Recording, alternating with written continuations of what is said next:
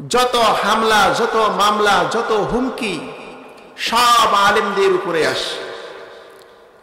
আপনারা বলেন কোরআনে এমন কোন আয়াত আছে যে ইসলামের বিরুদ্ধে, কোরআনের বিরুদ্ধে কোন আইন পাশ হলে, ইসলাম বহির্ভূত কোনো কাজ হলে, ইসলামের বিরুদ্ধে কেউ কোনো কথা বললে এর প্রতিবাদ শুধু উলামায়ে কেরাম করবেন? ইসলামের বিরুদ্ধে যদি কোনো কাজ হয়, ইসলামের বিরোধিতা যদি কেউ করে, এক কথায় অন্যায়ের প্রতিবাদ কে করবে? মসজিদের ইমাম অন্যায়ের প্রতিবাদ করে তো চাকরি চলে যায়। স্টেজের বয়ানের বক্তা প্রতিবাদ করে তো এরপর তাকে ওই শহরে আর ঢুকতে দেওয়া হয় না। অথচ আল্লাহ রাব্বুল আলামিন বলেন, ওয়াল মুমিনুনা ওয়াল মুমিনাতু বা'দুহুম আউলিয়াউ বা'দ ইয়া'মুরুনা বিল মা'রুফ ওয়া ইয়ানহাউনা আনিল মুনকার। মুমিন নারী এবং মুমিন পুরুষের একটা গুণ থাকবে, তারা সৎ কাজের আদেশ করবে, অন্যায় দেখলে তারা বাধা প্রদান করবে। ঠিক কিনা বলেন? এখন যদি আপনি বলেন আপনি ইমানদার, আপনি মুমিন, আপনার সামনে ইসলামের বিরুদ্ধে কোনো কথা যদি কেউ বলে, প্রতিবাদ আপনাকেই করতে হবে। নবীজি বলেছেন, মান রাআ মিনকুম মুনকারান ফালিয়ুগাইয়িরহু বিয়াদিহি ফাইন লাম ইস্তাতি' ফাবিলিসানিহি ফাইন লাম ইস্তাতি' ফাবিকলবিহি ওয়া যালিকা আযআফুল ঈমান। আমার ভাইয়েরা, জনাবে মুহাম্মদুর রাসূলুল্লাহ সাল্লাল্লাহু আলাইহি ওয়াসাল্লাম বলেন, তোমার সামনে যখন কোনো অন্যায় দেখবে, অপরাধ দেখবে, তুমি তোমার হাত দ্বারা প্রতিহত করার চেষ্টা করবে।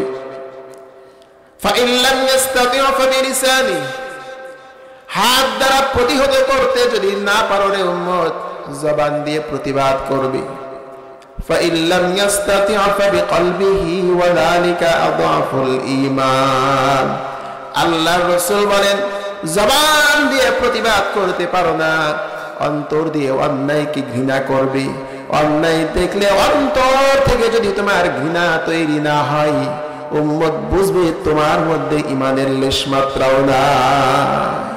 ঈমানের সর্বনিম্ন স্তর হলো অন্যায় দেখলে অন্যায়কে অন্তর থেকে অন্তত ঘৃণা করতে হবে।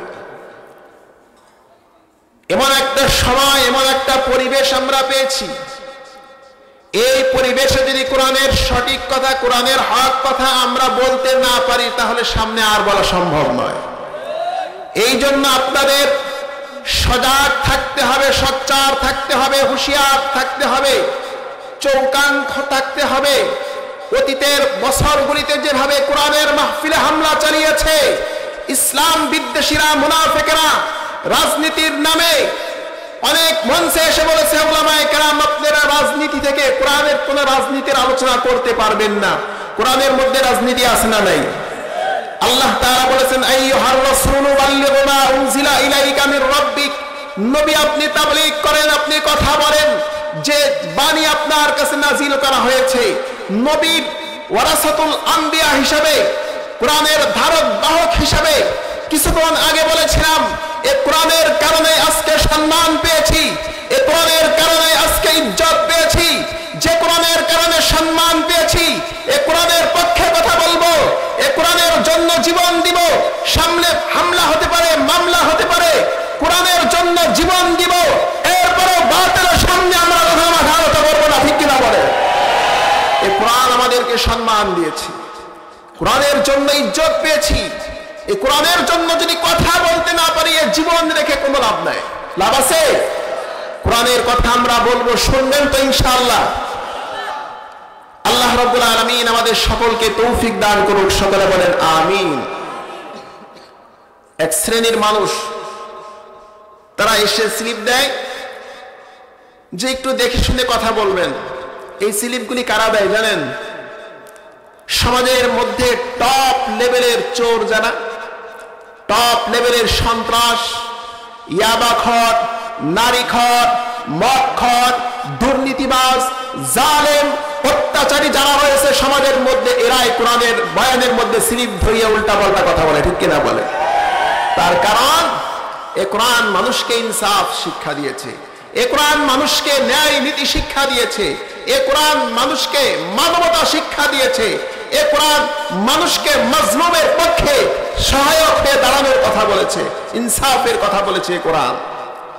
যদি আজকে কোরআন থেকে রাজনীতির আলোচনা করা হয়, কোরআনের হক কথাগুলি তুলে ধরা হয়, সমাজে অনেক নেতা যারা সারাটি জীবন চুরি করে কোটি কোটি টাকা আত্মসাৎ করেছে, তাদের চেহারা জাতির কাছে উন্মুক্ত হয়ে যাবে বিধায় তারা কোরআনের মাহফিলে বাধা দিয়েছিল, ঠিক কিনা বলেন? আল্লাহ পাক রব্বুল আলামিন বলেন, কুলিল্লাহুম্মা মালিকাল মুলক তুতিল মুলকা মান তাশা। ক্ষমতা দেন কি? সকলে জেনে বলেন, ক্ষমতার মালিক কে? সম্মান কে দেন? ক্ষমতা কে দেন? আমাদের দেশের কিছু নেতারা মনে করেছিল, ক্ষমতা পেয়ে মনে করেছিল এমন একটা অবস্থা তারা তৈরি করে নিয়েছিল, তারা মনে করেছিল মৃত্যুর আগে আমাদের হাত থেকে ক্ষমতা আর শেষ হবে না, যার কারণে তাদের যখন যা মনে চায় তাই করেছিল তারা। ফেরাউন সে যখন সাগরে ডুবে মারা যাবে তার পূর্ব মুহূর্তেও সে কল্পনা করতে পারে নাই কিছুক্ষণ পরে আমার হাত থেকে রাজ্য ছিনিয়ে নেওয়া হবে। অতীতে যারা জুলুমের রাজ্য কায়েম করেছিল, যারা মানুষের উপরে আলেম ওলামাদের উপরে অমানবিক নির্যাতন করেছিল, যারা কোরআনের তাফসীর কারক আল্লামা সাঈদীকে নারী ধর্ষণকারী বানিয়ে, সন্ত্রাস বানিয়ে, যাকে রাজাকার বানিয়ে নির্মমভাবে তাকে শহীদ করেছে, আজকে সেই দিন পরিবর্তন হয়ে গেছে। আল্লাহ রাব্বুল আলামিন বলেন, ইন্না বাতশা রাব্বিকা লাশাদীদ ওয়া কাযালিকা আখযু রাব্বিকা ইযা আখাযাল কুরা ওয়া হিয়া যালিমা ইন্না আখযাহু আলীমুন শাদীদ। আল্লাহ রাব্বুল আলামিন বলেন, বান্দা আমি যখন কোন জালেমকে ধরি পৃথিবীর কোন শক্তি তাকে আর বাঁচাতে পারে না, ঠিক কিনা বলে? আমার ভাইয়েরা,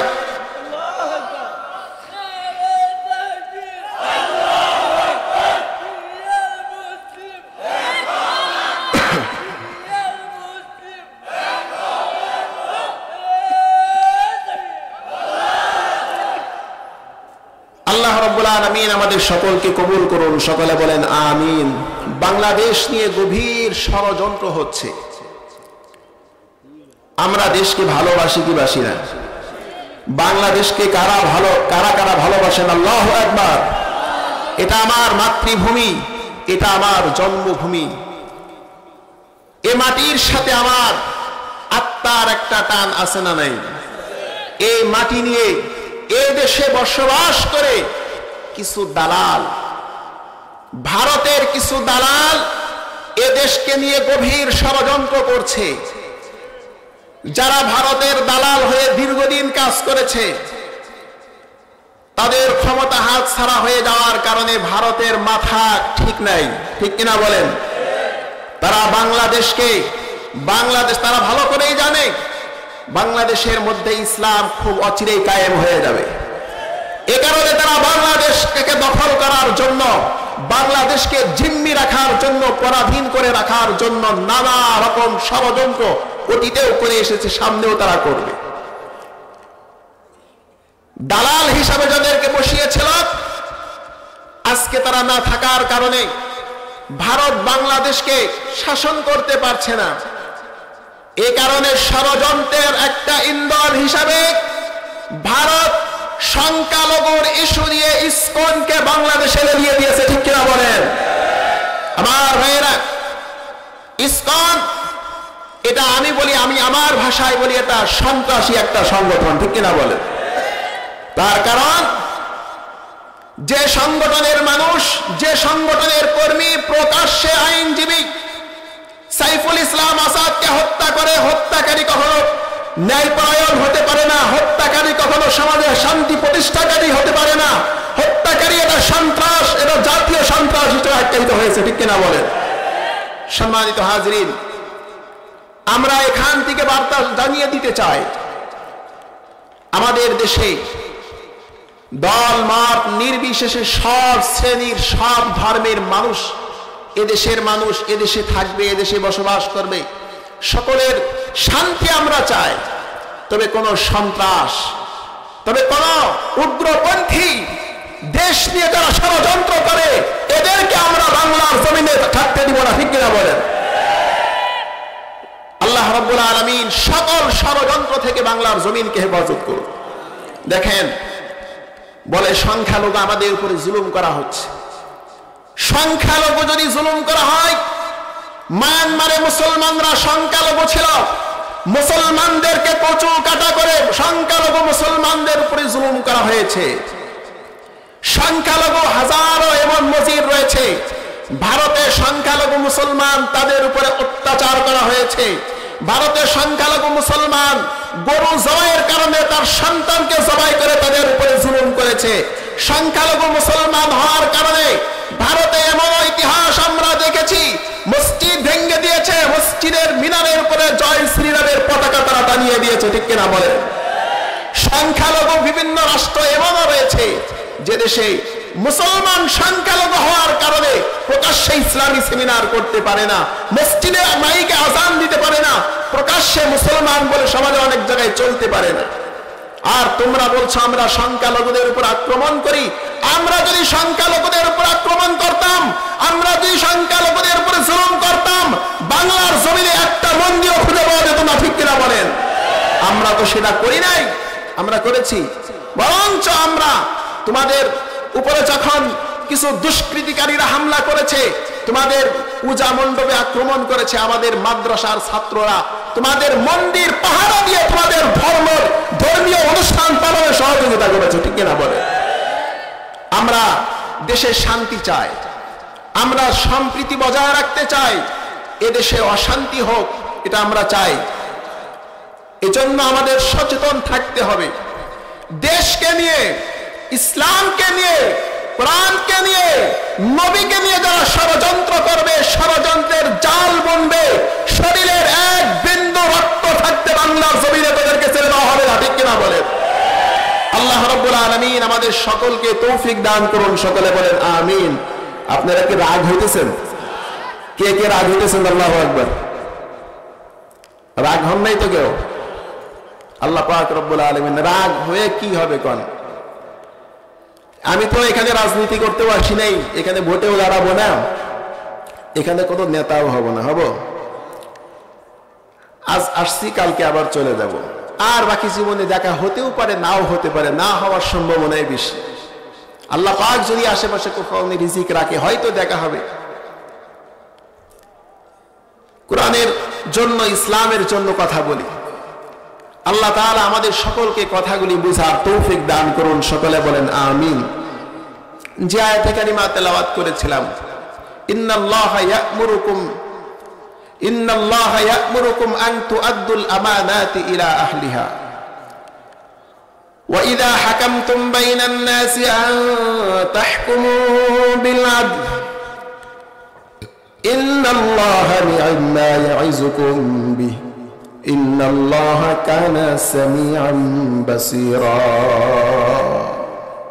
আল্লাহ পাক রব্বুল আলামিন এই আয়াতে কারিমার মধ্যে আমাদেরকে ওয়াজ করতেছেন, ইন্নাল্লাহা ইয়া'মুরুকুম আন তুআদ্দুল আমানাতি ইলা আহলিহা, আমানত তার প্রাপকের হাতে তোমরা পৌঁছে দাও।